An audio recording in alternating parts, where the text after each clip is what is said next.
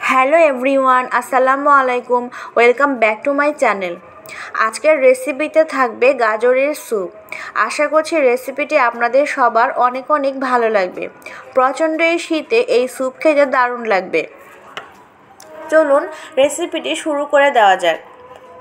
যেহেতু এটা গাজরের স্যুপ, সেহেতু গাজর তো অবশ্যই লাগছে। এখানে আমি প্রায় 3টা গাজর নিয়েছি, ডুমো করে কেটে নিয়েছি গাজরগুলো। লাগছে আমার চিকেন, আমি এখানে বনলেস চিকেন ব্যবহার করব। লাগছে মাত্র 4 টুকরা আদা, লাগছে গোলমরিচ, পেঁয়াজ কলি লাগছে।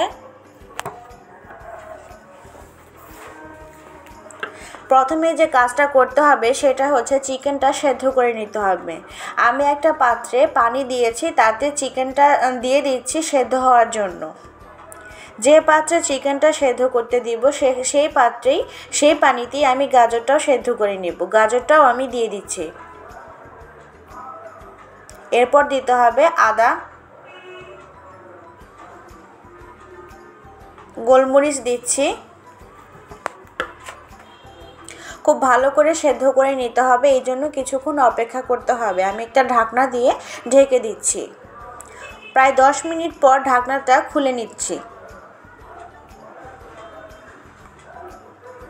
প্রায় হয়ে এসেছে।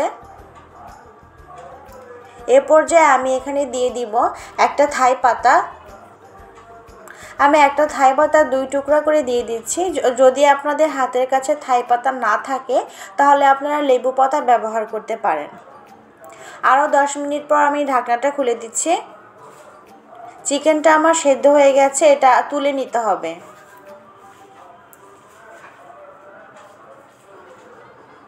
চিকেনটা তুলে নিয়ে আমি মাংসটা ছাড়িয়ে নিব। এখন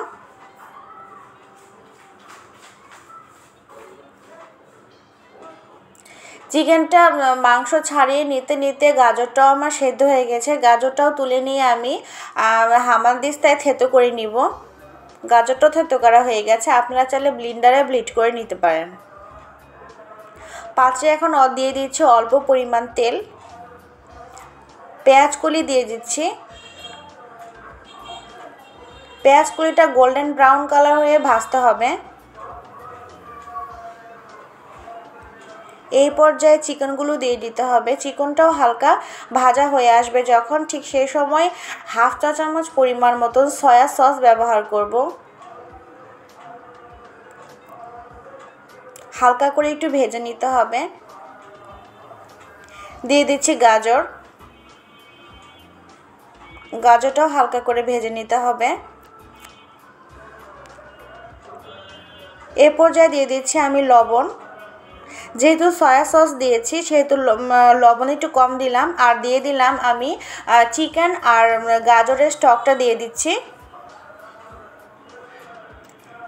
এ পর্যায়ে আমি কর্নফ্লাওয়ার এখন মিশিয়ে নিব।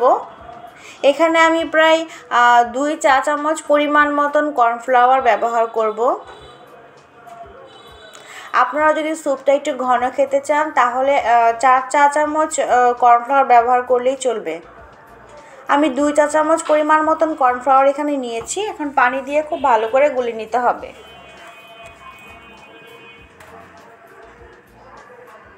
গুলানো হয়ে গেছে, এখন স্যুপে ব্যবহার করতে হবে। দিয়ে দিচ্ছি আমি কর্নফ্লাওয়ারটা। কর্নফ্লাওয়ার দেওয়ার পরে অবশ্যই চামচ দিয়ে নাড়িয়ে দিতে হবে যাতে নিচে দলা পেকে না যায়।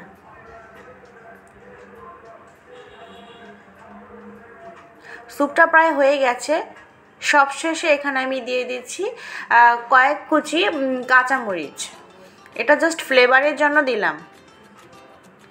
আমার গাজরের স্যুপ একদমই রেডি। এখন স্যুপের বাটিতে তুলে নিব। আমার গাজরের স্যুপটা একদমই রেডি। আমি সার্ভিং ডিশে সার্ভ করে নিব। সবশেষে বলবো কেমন লাগলো রেসিপিটি। যদি ভালো লেগে থাকে তাহলে আমাকে অবশ্যই কমেন্ট করে জানাবেন। আমার চ্যানেলের ভিডিওগুলো যদি আপনাদের ভালো লেগে থাকে তাহলে অবশ্যই চ্যানেলটি সাবস্ক্রাইব করবেন। তাহলে আর কথা